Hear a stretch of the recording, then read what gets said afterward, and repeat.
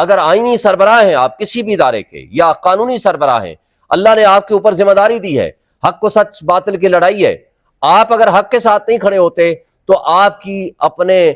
ضمیر کے سامنے مردگی ہے، آپ اگر کلمہ حق کے ساتھ نہیں کھڑے ہوتے تو آپ کے ساتھ پھر یہ ہے کہ پھر اللہ کے سامنے بھی آپ کی جواب دہی ہے، پبلک کے سامنے بھی آپ کی جواب دہی ہے۔ فیض آباد دھرنا کیس 5 سال بعد اگر زندہ ہو گیا ہے،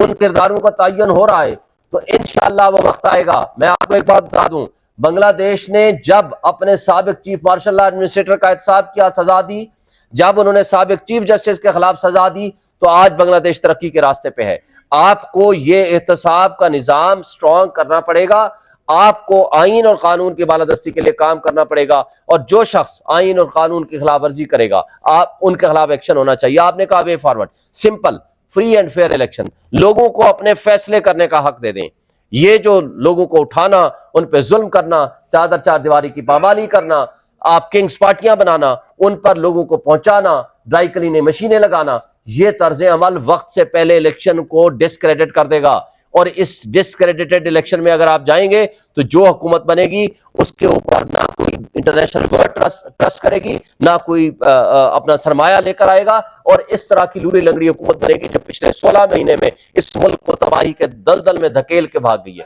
ایک ڈاکومنٹ ہے، وہ ہے آئین۔ آئین پہ عمل درآمد ہونا شروع ہو جائے، جو غیر آئینی اقدام کرے اس کے خلاف ایکشن ہونا چاہیے، سیلف اکاؤنٹیبلٹی کا نظام ہونا چاہیے۔ اس پہ جب تک ہم عمل درآمد نہیں کرائیں گے ہم بکھرتے رہیں گے۔ دیکھیں بات یہ ہے کہ 90 ڈیز کا الیکشن کا ٹائم ہے، 90 ڈیز مینس 90 ڈیز، 91 ڈیز تک جو لے کے جائے گا اس کے لیے وہ کانسٹیٹیوشنل ریزنز دے گا۔ خدا نخواستہ کوئی جنگ کی حالت ہو گئی ہے، خدا نخواستہ کوئی ایسی کیفیت پیدا ہو گئی ہے جیسے بینظیر بھٹو کی شہادت ہوئی تھی، اس وقت چلو 1 مہینہ ڈیلے ہو گیا، لیکن بات یہ ہے کہ آج کیا وجہ ہے کہ 13 مہینے کے لیے نامینیز بیٹھے ہوئے ہیں، بلکہ کچھ لوگ تو یہ کہتے ہیں ہم 2 سال کے لیے آئے ہوئے ہیں۔ بات یہ تھی کہ جو شخص بھی غیر آئینی اقدام کرے گا اس کو فیسیلیٹیٹ کرے گا، اس کے خلاف ایکشن شروع ہونا چاہیے، اور یہ بدقسمتی سے جب تک ہم اس کا راستہ نہیں روکیں گے اس وقت تک ہم اس طرح بکھرتے رہیں گے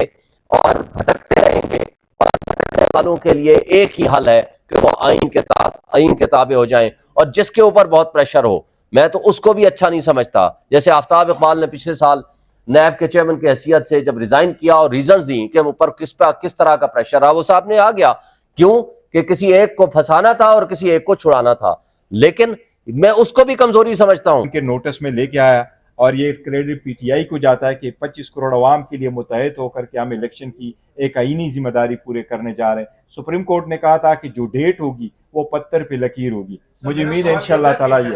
یہ لہٰذا وہ ایک ڈرامہ اور مینیج کیا گیا تاکہ الیکشنز کا التوا ہو سکے، اور اس دوران ایک سپر لاڈلا آ جائے، ان کے معاملات سیدھے ہو جائیں تاکہ پھر الیکشن کی تاریخ التوا کا شکار ہو جائے۔ اور ان کی ابھی بھی نیت نہیں تھی یہ الیکشن کرانے کی، اگر سپریم کورٹ انٹرفیئر نہ کرتی تو شاید یہ 2 سال بھی نہ کراتے۔